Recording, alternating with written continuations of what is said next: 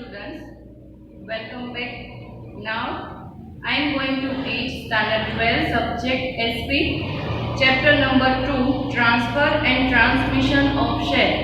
इस चैप्टर का last topic है difference between share transfer and share transmission. आगे के जो भी पॉइंट्स थे वो आप लोगों ने सीख लिए हैं। अब इस चैप्टर का लास्ट टॉपिक डिफरेंस।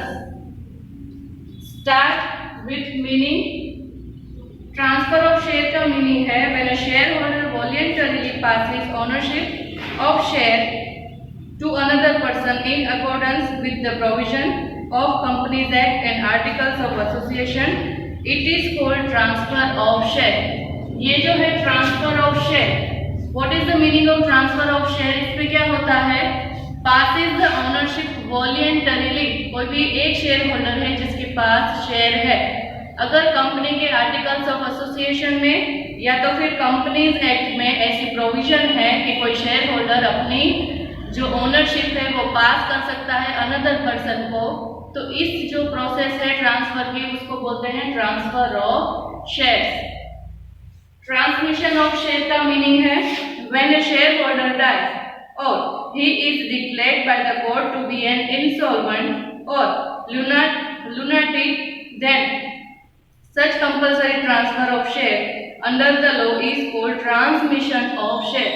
इसमें क्या होता है? ट्रांसफर वॉलंटरी, अगर पार्टनर्स ऐसी विश करता है कि उसे पार्टनरशिप चेंज करनी है या तो फिर ओनरशिप चेंज करनी है तभी वो कर सकता है, अगर उसे नहीं करना तो कोई फोर्स नहीं करेगा। लेकिन ये ट्रांसमिशन है जो वो क्या है? लीगल प्रोसेस है। अगर कोई भी शेयर होल्डर है उसकी डेथ हो जाती है या तो फिर कोर्ट उसको क्या करती है? डिक्लेयर करती है एज इंसॉल्वेंट, अब वो पैसे नहीं भर पाएगा, या तो फिर लुनाटिक, वो पागल हो गया है, उसकी मेंटल कंडीशन जो है वो ठीक नहीं है। अगर ऐसी कंडीशन हुई तो कंपनी डायरेक्टली क्या कर देगी? उसके शेयर को ट्रांसफर कर देगी अनदर पर्सन को। तो ये जो प्रोसेस है ट्रांसफर की उसको बोलते हैं transmission of share under the law. ये जो प्रोसेस है ट्रांसमिशन ऑफ शेयर की वो कैसे होती है? Under the law. Second point is circumstances. अब ट्रांसफर ऑफ शेयर में क्या होता है? It is voluntary transfer, share holder में ट्रांसफर शेयर और shares at any time according to provision of companies act. कभी भी वो चेंज कर सकता है ओनरशिप को, कभी भी अपने शेयर की ओनरशिप किसी और को दे सकता है। ये क्या है? वॉलंटरी प्रोसेस है, तो कोई टाइम पीरियड फिक्स नहीं है। अब ट्रांसमिशन ऑफ शेयर में क्या होता है? In case of death, insolvency और person being declared lunatics, death case of in a single person, company transmission of share takes place. अगर कोई शेयर होल्डर है उसकी डेथ हो जाती है या फिर वो इंसॉल्वेंट हो जाता है या तो उसकी मेंटल कंडीशन ठीक नहीं रहती, इसी सर्कमस्टांसेस में जो है ट्रांसमिशन ऑफ शेयर पॉसिबल होता है। Third point is consent. Consent यानी परमिशन। अब ट्रांसफर ऑफ शेयर के लिए दोनों parties in voluntary transfer consent of both parties is essential. जो शेयर दे रहा है यानी कि जो ओरिजिनल शेयर होल्डर है उसकी भी परमिशन वैलिड करती है और जिसको वो दे रहा है अनदर पर्सन उसकी भी परमिशन उसमें होनी चाहिए। So here means transfer of share में क्या होता है? Consent of both parties is essential, दोनों पार्टी की परमिशन होनी चाहिए। और ट्रांसमिशन ऑफ शेयर में क्या होता है? In transmission of share consent of both parties is not necessary and it is not possible।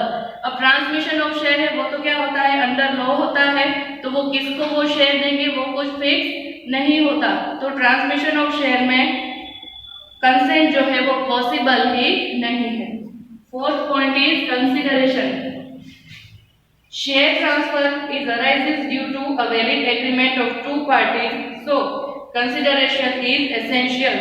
Share transfer में जो है शेयर ट्रांसफर कैसे अराइज होता है? Due to a valid agreement, कोई एक एग्रीमेंट होता है उसके थ्रू वो क्या होता है? अराइज होता है ऑफ टू पार्टीज, तो consideration is essential.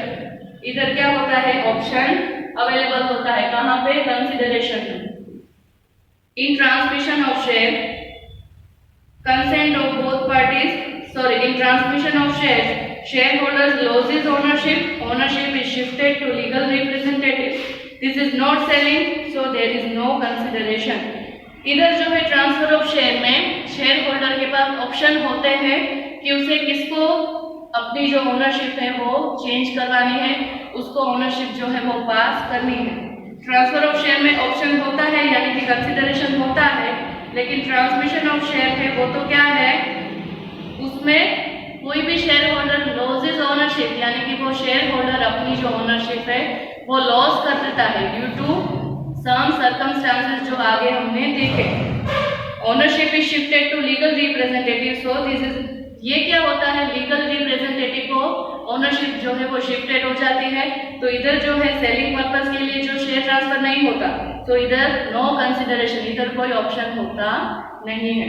Next point is stamp duty. In share transfer stamp duty is necessary according to prevailing law. If the stamp duty is not affixed as per law, share transfer is not valid in physical shares. ये जो stamp duty है यानी कि legal जो भी हमें process करना पड़ेगा उस पर ऑलवेज क्या लगी होती है, स्टैंप ड्यूटी। तो अगर शेयर ट्रांसफर में स्टैंप ड्यूटी नहीं है एग्रीमेंट के ऊपर, तो वो जो है एग्रीमेंट को वैलिड माना जाएगा नहीं। In transmission of share there is no consideration, so stamp duty is not essential.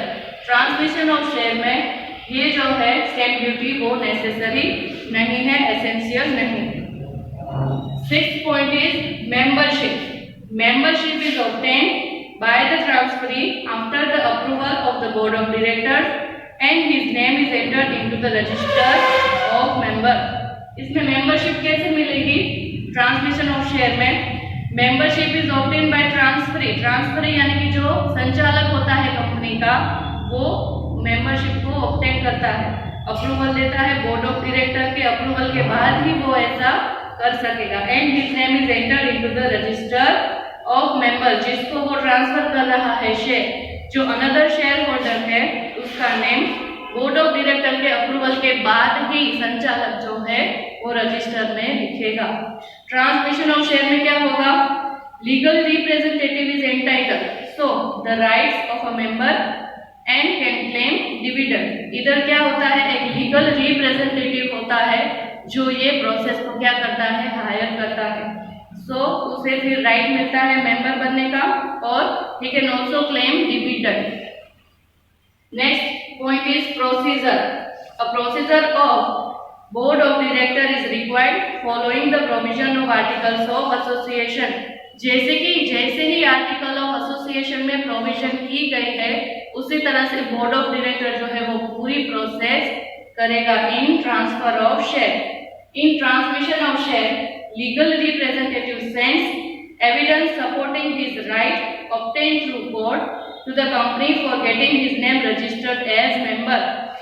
इधर क्या है, ट्रांसमिशन ऑफ शेयर में एविडेंस तो चाहिए कि क्यों ओनरशिप को चेंज किया जा रहा है, क्यों ओनरशिप को पास किया जा रहा है अनदर पर्सन को।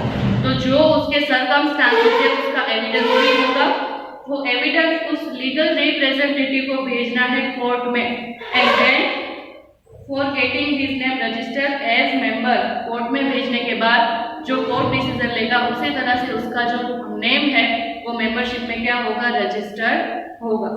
Next point is refusal.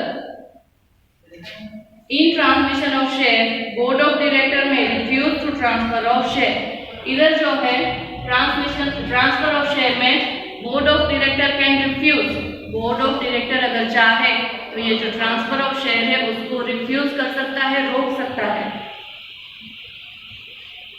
If such refusal is in the interest of the company, वो ऐसा तभी कर सकता है जब अगर उसको लगता है कि ये ट्रांसफर हम रोक देंगे तो हमें कंपनी को क्या होगा, फायदा होगा। इसी कंडीशन पे, इसी सर्कमस्टांसेस में वो क्या कर सकता है, ट्रांसफर ऑफ शेयर को रोक सकता है।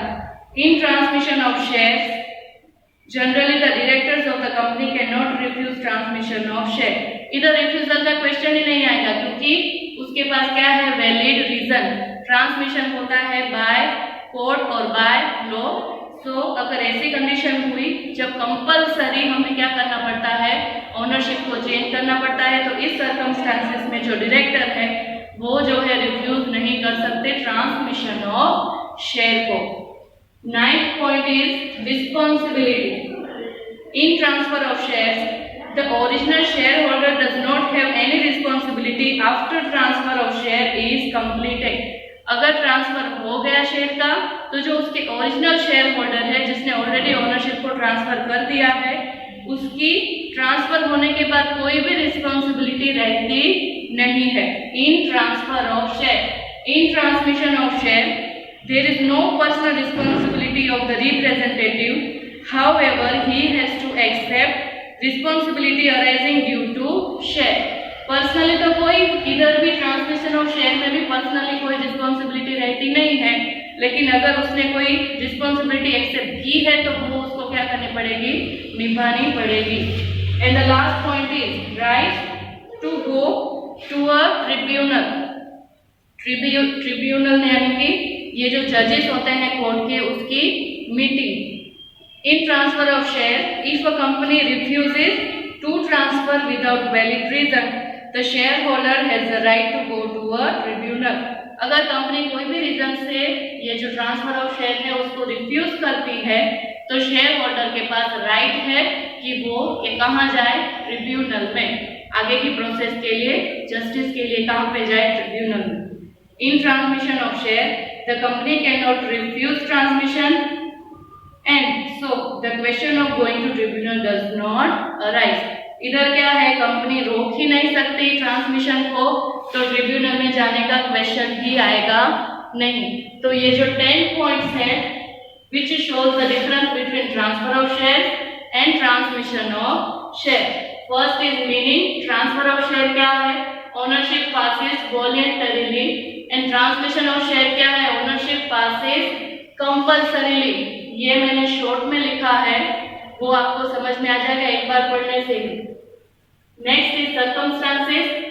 Any time according to provision. Provision में जो लिखा होता है उसके according any time transfer of share can be possible. And transmission of share कब पॉसिबल बनता है, death insolvency declared any case. Death होती है या तो इंसॉल्वेंसी होती है या तो फिर मेंटल डिसऑर्डर होता है, तो इसी केस में ट्रांसमिशन ऑफ शेयर क्या होता है, possible. Third point is consent. Consent means permission. इधर बोथ पार्टी का कंसेंट क्या है, एसेंशियल. इधर बोथ पार्टी का कंसेंट जो है not essential. Fourth is consideration arise due to valid agreement. Valid agreement के थ्रू क्या होता है, अराइज. एंड इधर नो कंसिडरेशन, ऑप्शन होता ही नहीं है. Fifth stamp duty. Transfer of share में स्टैम्प ड्यूटी नेसेसरी है, अदरवाइज ये जो है एग्रीमेंट वैलिड नहीं माना जाएगा, otherwise not valid. And transmission of share में नॉट नेसेसरी, स्टैम्प ड्यूटी जो है वो नेसेसरी नहीं है. Sixth one is membership. इधर मेंबरशिप लेने के लिए approval of board of director क्या है, जरूरी. बोर्ड ऑफ डायरेक्टर का अप्रूवल जरूरी होता है. एंड इधर क्या होता है, लीगल रिप्रेजेंटेटिव एंटाइटल. ये जो लीगल रिप्रेजेंटेटिव होता है वही सारा प्रोसेस करेगा. Procedure. Next point is procedure. Board of director required provision of association of articles of association. Articles of association में जो प्रोविजन होती है उसके following he board of director को क्या करनी पड़ेगी, पूरी प्रोसीजर करनी पड़ेगी. एंड इधर evidence send to court for registration. इधर क्या होगा, ट्रांसमिशन ऑफ शेयर में जो है ओनरशिप को चेंज करने के लिए जो भी एविडेंस चाहिए होता है वो कहाँ पे भेजेंगे, कोर्ट में. एंड देन क्या होगा, रजिस्ट्रेशन. इधर रजिस्ट्रेशन कैसे होगा ट्रांसफर ऑफ शेयर में, बोर्ड ऑफ डायरेक्टर अगर अप्रूव कर देंगे और प्रोविजन होगी उस हिसाब से होगा. Next point is refusal. Board of director can refuse. ये जो ट्रांसफर ऑफ शेयर है उसको बोर्ड ऑफ डायरेक्टर तभी रिफ्यूज करेंगे जब वो रिफ्यूजल कंपनी के फायदे में हुआ, अदरवाइज वो नहीं करेंगे. एंड ट्रांसमिशन ऑफ शेयर में board of director can't refuse. Next is responsibility. इधर ट्रांसफर ऑफ शेयर हो जाने के बाद ओरिजिनल शेयर होल्डर की कोई भी रिस्पॉन्सिबिलिटी नहीं रहती. एंड ट्रांसमिशन ऑफ शेयर में पर्सनली कोई रिस्पॉन्सिबिलिटी नहीं रहती. अगर उसने कोई एक्सेप्ट की है तो वो उसको निभानी पड़ेगी. And last point is right to go to tribunal.